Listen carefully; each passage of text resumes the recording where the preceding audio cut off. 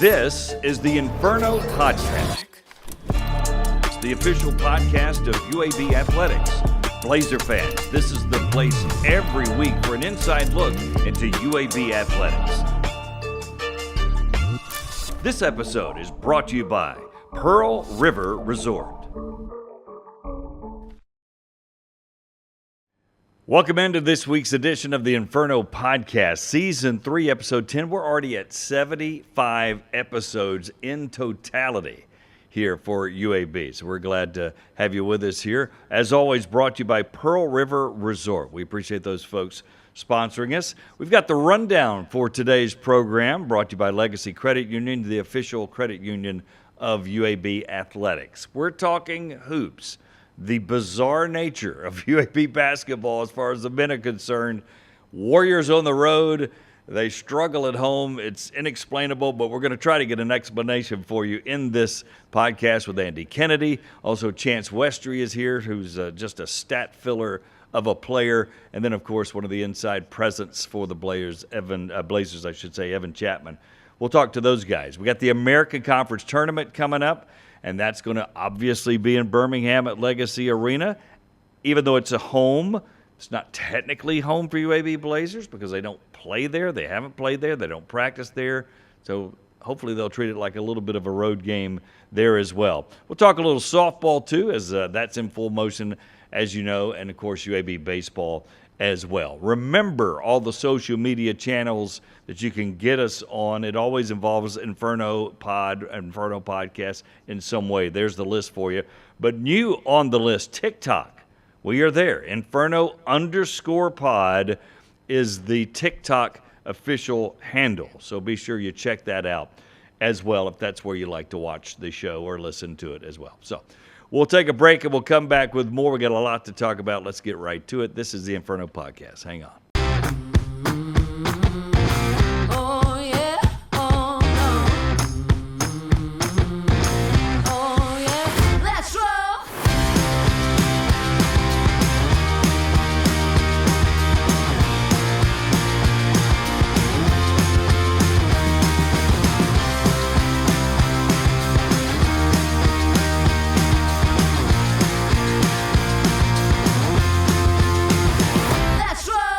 The if in life, it's a world of possibilities. If you go for a night out with friends, if you can keep an eye on your money along the way, if you know you have overdraft protection with no fee transfers from savings, when you get a low balance alert, it's easier to say yes to fun. If that sounds good, try Regions Life Banking. Stay ready for the if in life. Regions Bank, embrace the if in life.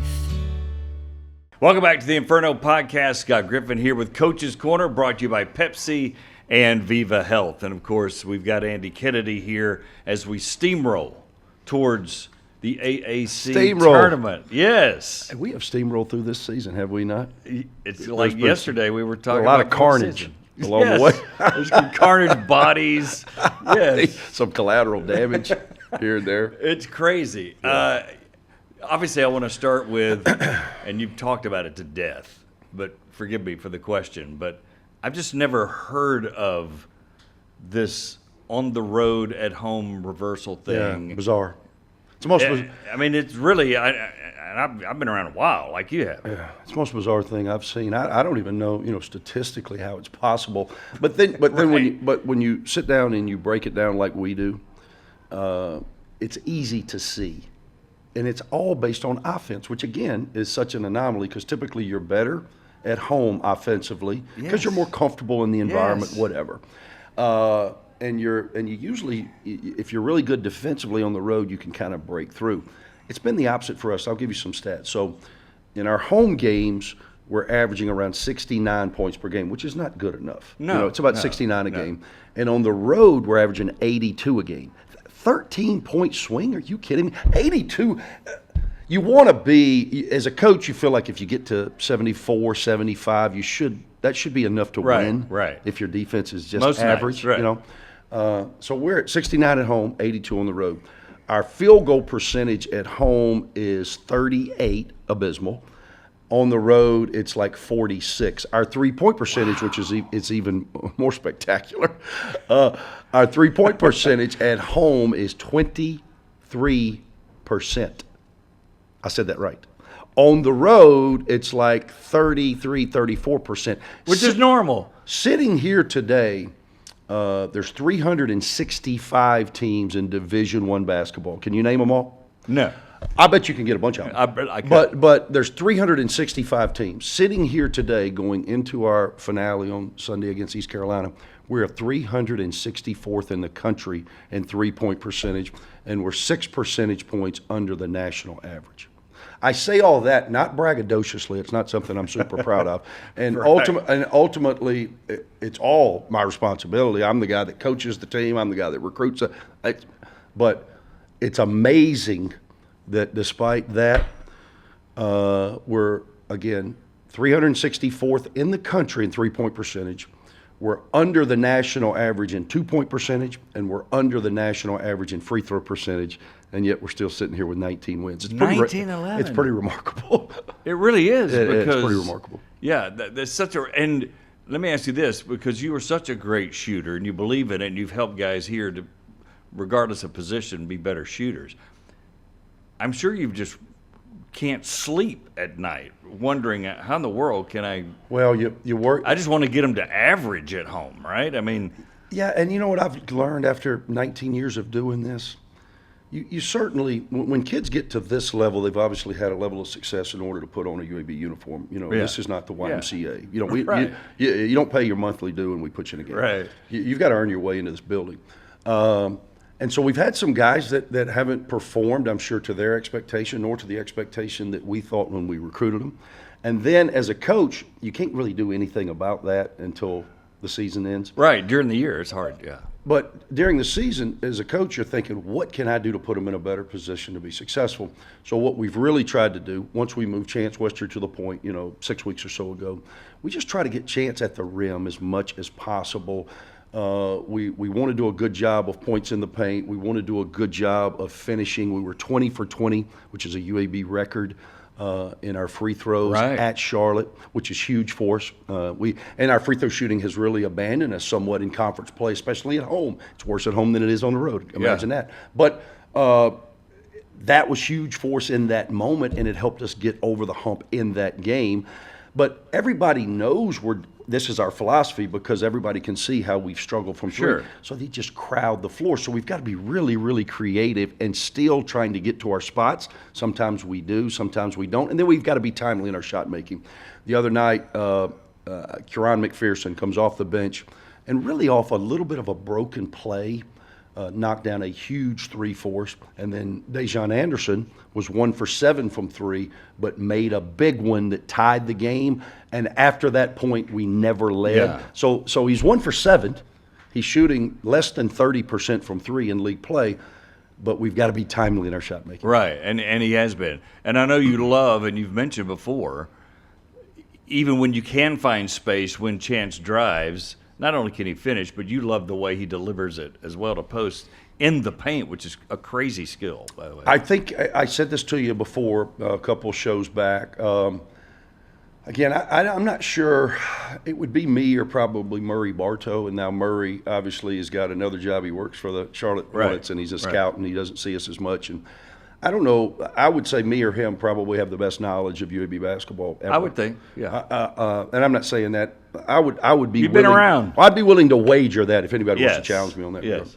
And I told you, and this was prior to him becoming the guy that he's evolved Right, into. right. I think he's the best facilitator with the best vision and ability to deliver the ball on time, on target at 6'6" that UAB's ever had.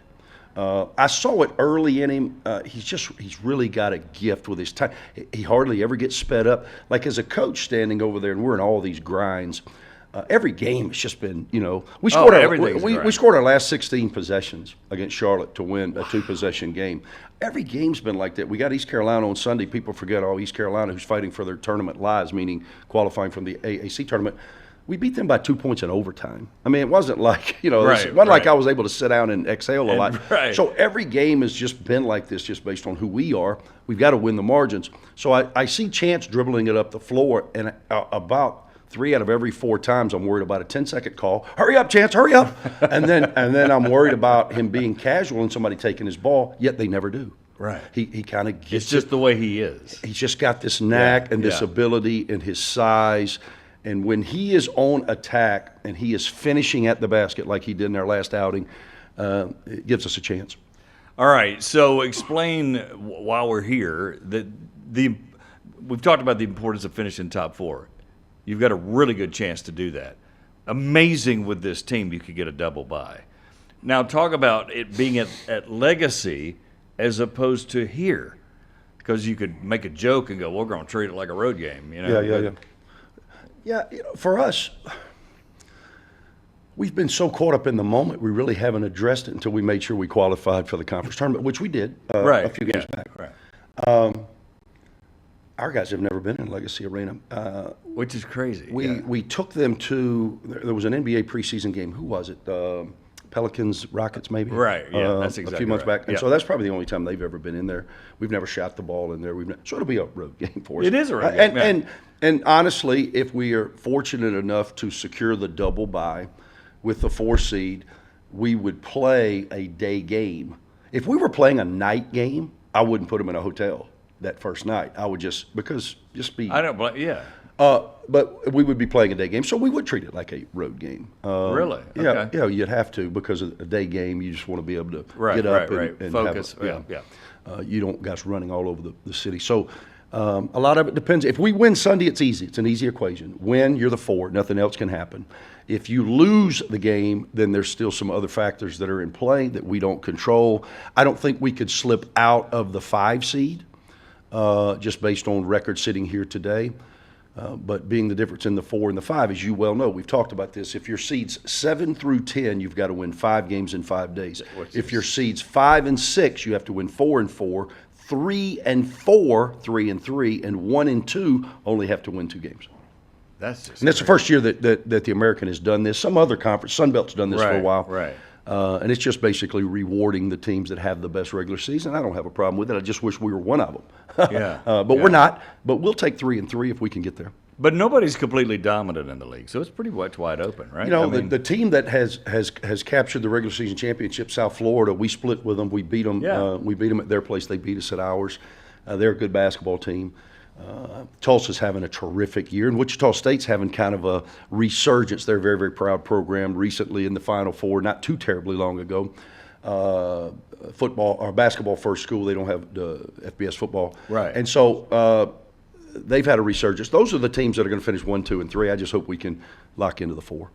Well, it's going to be fantastic, and we're glad it's here. It's better here than anywhere else, regardless whether you haven't shot in there, and you can sleep in your own beds. Yeah, and I would think our fans have been terrific all year Yeah. in supporting us, and it'll be a good vibe in there.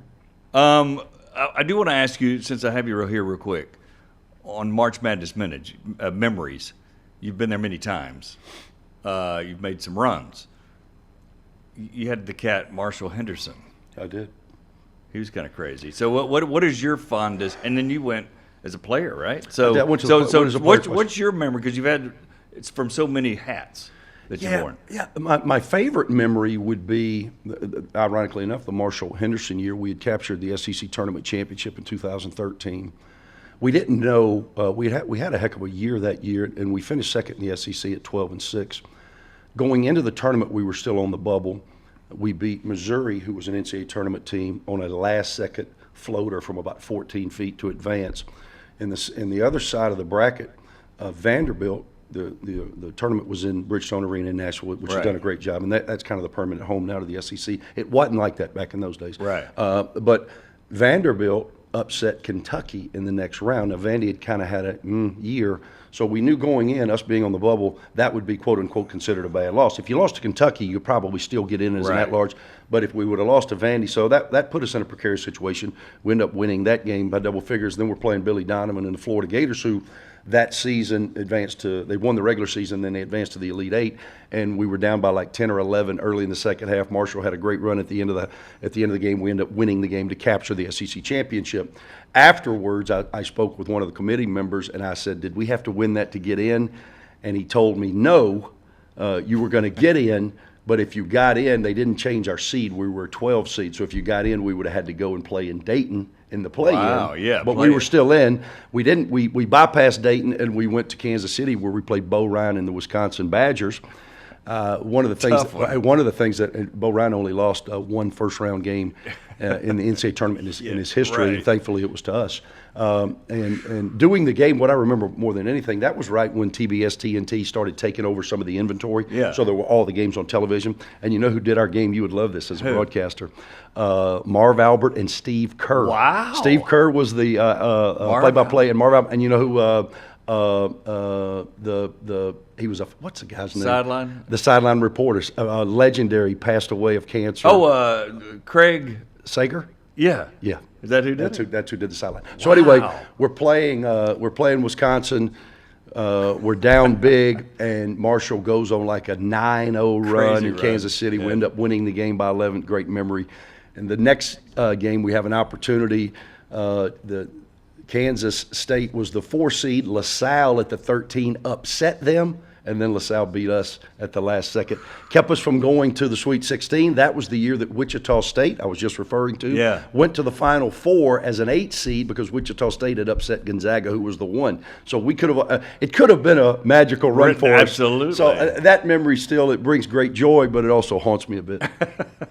Absolutely. So that's going to be good. So we hope you get to March Madness again. I do too. We've been 2 of the last 4 years. The first year, it was the longest drought in UAB men's basketball history. It was a 7-year drought. Year 2 for us, Jelly Walker, magnificent tournament in Frisco and CUSA. We get there, and then we played maybe the most underseeded team in the tournament in Houston because we were a 12, they were a 5. They go to the Elite 8. They should have been about a 3. Yeah. And then we went back 2 years ago by capturing our first American Conference championship and had a heck of a game with San Diego State. We're right there and lost a 2-possession game. So anything can happen. It's what March Madness is about. That's right. My hope is that we can carry some road momentum into our final game in Bartow on Sunday to secure the 4 and then see if we can make a run. All right. Good luck in the tournament. Thanks, brother. Andy Kennedy.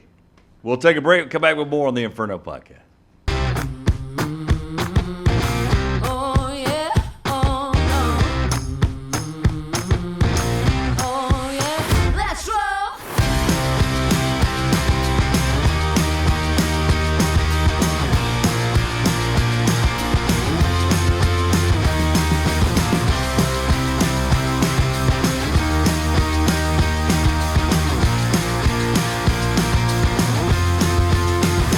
Let's roll.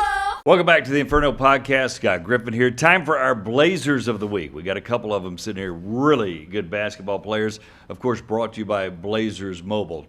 Nearest to me is Chance Westry, of course. Chance, good to see you. And Evan Chatman over there on the end as well. Guys, how's it going? It's going well. Yeah, everything's good so far. Yeah, you got this wry smile on your face. Have you guys ever heard of 10 games in a row on the road? You've played a lot of basketball. That's just the most bizarre thing, and you guys are living it. Yeah. It is crazy once you think about it. Like, Yeah. I don't think about it like while you're playing, but after a while, it's like, okay, 6 in a row, 7 in a row, 8 in a Right, row. it's got to end, right? Yeah. No, it don't end. I mean, playing away is even harder because you're going against the other team's advantage of being home. So Exactly. That's not supposed to happen. Yeah. Have you guys? We asked Andy about it, but what is it like as a player? Because we would assume, looking on the outside, well, these guys just must focus more on the road or whatever. So tell me what you guys, what is it to you? to me, it's just like we just all just come even closer because like we got, you know. We don't have like a big crowd at their arena, so we Yeah. just seem to gel and just talk through everything, even on it while we're out there even playing. Oh, so even on the floor. What is your take? I don't know. It still confuses me. I don't get it. I don't get it. Nah, but I guess it's like Chen said though. Like it's just us out there. We don't have many fans when we're on the road, so we just gotta do what we gotta do, I guess. Yeah, and I'm not going to ask you a lame question like where you're focused more, not because I don't think that's true. I think you're focus and trying at home. It just happens to be a kind of bizarre thing. So, do you in a strange way relax more on the road? I really can't even call it. I don't know. Yeah, it's It's confusing. hard to identify, right? Yeah, it's kind of weird. I don't know.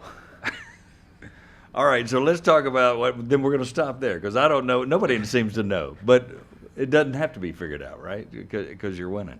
Let's talk about your game. He kind of handed you the keys to the car here, 5-6 weeks ago, as the point and kind of handling the ball. You've always known you've had that skill, right? Yeah, since I was young in high school, I was a point guard during high school. So There you go. So this is kind of natural. Kind of talk about that a little bit. just adjusting to the pace of the game. Because obviously I started off the year like the 2 and the 3 of just like running to my spot, but like just being at the 1 is just like being the director of making sure everyone's in the right spot, controlling the pace of the game, and just making sure everybody's like comfortable. Was this your idea? Did you broach him? Did he come to you? Because obviously he sees your skills in the games that go on early. How did this develop into the decision from 5-6 weeks ago? It was just like we adjusted to 5 or 6 weeks ago with other teams just pressuring our guards. So I ended up eventually just bringing up the ball. So when like he saw I could do that, it just made it easier just to get the ball and bring it up and put us in a set, because obviously at the 2 or the 3 I know all the plays. So just putting everybody in different positions to score and also control the game. You're a quiet guy. I can see where you wouldn't have told him that you guys had to kind of figure it out, right? Yeah. Instead of going, hey, coach, I can, Yeah, I just had to get comfortable and just speak up. I got it. So tell me about, because he makes this statement. He said it again today. I don't know if he's told you this. In UAB history, which he knows a lot of, no one 6'6" has had the ability to facilitate and dish like you have, especially when you're driving, getting in the lane, throwing to Evan, throwing to Rivera, and finding guys. Just tell me about that skill. Is that a natural thing for you, and you just got a feel for knowing when they collapse, you can get it to him? Or Just having a feel, like you said, just when others bring the double or when they're open, just giving them the ball, being able to be 6'6", seeing over the defense, because most of the guys that's guarding me are smaller. Yeah. And just playing through contact too, using my height is a great advantage. Oh, it's huge. So you're on the recipient of a lot of these things. Oh, yeah. So you can't just, block out your guy and look for a shot. You got to be aware, because he might slip it to you, Yeah, right? you definitely got to get used to Chance's game. Like, Chance makes it easy on us for sure, but, like, Chance is, like, unpredictable with his passes, which is why it works. But, like, you just have to be ready, because you never know when Chance is going to throw you. He's going to throw you one. So. Yeah. Has that been that way in the summer and fall, and then you've just gotten used to it as the year keeps getting older and older? Or? Yeah, for sure. It was like this from the jump. I realized he was a passer, and I knew I had to get open. He was going to make things easy on me, too. So Yeah. If I help him, he helped me, and then we win. So. Yeah. Is that your personality? It seems like it is. That I know you can score, too, because you're averaging 15-plus a game, but you kind of enjoy. Yeah, I do. See him. I mean, more so than even scoring yourself, or Yeah, I like passing more and scoring at times. which is crazy. I don't know why. I mean, especially when, the Memphis game when Ev got hot, I was like, oh, let me find him in transition. You know what I'm saying? That's one thing about Chance. If you get hot, Chance is going to find you. Yeah. He realizes it, right? So And then they got to take him away. And then once they take him away, I can go. You know what I'm saying? Right, So just right. executing that and just playing for like a plan, having a plan on the court. Yeah, that's great. Did you do anything special growing up? Or were you one of those stories where you were smaller, so you got ball handling skills, and then you shot up your junior or senior year in high school, or as far as height? No, I was always, my freshman year, I was like about like 6'4". Okay, so you're pretty big the whole way. Yeah, so I was like point guard there. And actually in 8th grade, I was point guard too. So like our AAU teams, so Yeah. I was always like. So you just developed that skill early on. Yeah. That's fantastic. So what do you think of his ability to get it to all you bigs in the paint, and how key that is for you guys offensively? Yeah, it's really key. Like, I feel like it determines whether we win or lose games, honestly. Like what Chance does is a big part of our offense. If Chance isn't, getting downhill and dishing it, I feel like it's a little bit harder for us to get in our offense. Yeah. And our offense becomes stagnant. But when Chance is going, being aggressive, it changes a lot. Yeah, and even more so with you guys' propensity to not be hitting from home as much from the three. Right. His ability to get in there, draw defense to him, and then boom. Exactly. It's got to be. It makes it easier on all of us, especially players like Dejan. Yeah. Once he sees one go through, okay, now he's gonna. Yeah, now he's we hot. got him going, right? So he just has. That's a guy we got to see one go through, and Chance usually gets him open look. I'll try to set a flare for him and get him going, and I feel like that gets everybody going too. So you guys are 19-11, okay, going into when we tape this podcast. I mean, you're right on the cusp of 20 wins, and you're probably getting a double bye in the tournament. Did you see that success in the summer? And you may not even have thought about it. You may just be developing as a team, and the chips fall where they may. But did you see this kind of success? I knew we would have success, but it's kind of hard to see that far forward, in my opinion, especially because I've never been at this level. But I had a feeling we would be good. It was just depending on when we meshed it together, like when we figured it out. Yeah, but I feel like we figured it out. We just got to figure it out at home. Yeah. Did you have a feel? I didn't. It was hard. Like Evan said, it was hard to see it from the summer. I just had a feel that we were going to be a good team, you know, because how hard we practiced in the summer, obviously, like all the work was going to pay off. What made you feel like you'd be a good team? Just the work ethic, basically? Or? Just like the way we like competed. We always competed hard, play super hard. So I'm like, we competitors. We have to go far, you know. Maybe that explains the road thing, because you got a bunch of competitors out there. Could be. I mean, I know we've already talked about it. You can't explain it, but it's maybe that's it. A bunch of fighters and competitors. So as you wrap up, we've got the tournament at home, but as we discussed before the mics came on, it's really a road game for you guys. You're going to sleep in your own beds probably most of the time, but it's not like you guys practice or play at Legacy Arena, you know? It's just in your town, right? Right. Yeah. I mean, we're excited for it. You know, it's going to be here fast. Yeah. We're going to compete, and we're home in Birmingham, so we want everybody to come and support and watch the show we put on. Is it different to make this tournament? Because really, to me, we talk about March Madness and we act like it's the NCAA tournament. Really, this is the NCAA tournament, Right. isn't it? Yeah. Is it hard for you guys to wrap your mind around that, or is it to you? Nah, Or is that putting too much pressure on yourself and you just want to make it a game, right? Yeah, kind of. I try to think of it one game at a time. No, the March Madness is obviously the goal, but there's a lot you have to do before then. Yeah. To get there, especially at the mid-major level, like because you really got to win games. But I think we'll be ready though. I'm excited for it. I'm excited. Yeah, it's going to be really cool. You guys got it in you to make a run? For sure. For sure. I think so. I think about it. We're not gonna do too much talking. We just gonna play. Yeah. We're gonna show you guys. Yeah. Let the plan do all the talking. Yeah. There you go. Yep. And hopefully the fans get out there and check it out. All right, so we want to do lightning round real quick. You guys have done that before, where we ask you crazy questions. So if we ask some of the same ones, that's fine. But how do you unwind, especially now? It's the end of the year. It's crunch time. You're trying to play for positioning, whatever. How do you get away from it? From life? And what do you do to veg? You're kind of chill all the time anyway, but is it music? Is it games? Is it you sit there with the freaking lights off at the house or what? I like to play music, and as crazy as this may sound, I like to build Legos. Legos? Yeah, That's fire. music You didn't know that? That's fire. No, I didn't know that. That's actually fire. I mean, Legos, like, what are you building? Anything. I'm building a car right now. I don't know what kind of car it is. I'm not a car guy, but it looked cool, so I bought it. So I build things like that, like. What do you do with them when they're built? It Keep depends. them. Like some of them I like hang up on my wall. Like I got some hanging up, and then other ones I just sit on my nightstand. Or So what grabs you about that? What is it that? I don't know. I just tried it one day. It was real relaxing, and like I feel like I caught myself doing it like all day one day. I had an off day, and I was just all day, and I was like, yeah, I kind of like this. It was so different that it relaxes you. Yeah, you would think it's for kids, but I tried it, and I'm like, maybe I'm just a big kid. So. Wow, that's kind of That's surprising. a fire statue. You don't have a good story like that. huh? Nah, not that good. Mine's is Just make one up. I mean, I'm just getting out the house of Birmingham. I went and saw the big statue that looks over the whole city. Yeah, Vulcan. Yep, Vulcan. I went to Vulcan. Yeah. You know, doing that with some of the homies, like JV, and then also trying new restaurants. Just being a food. You like the restaurant? You got a favorite?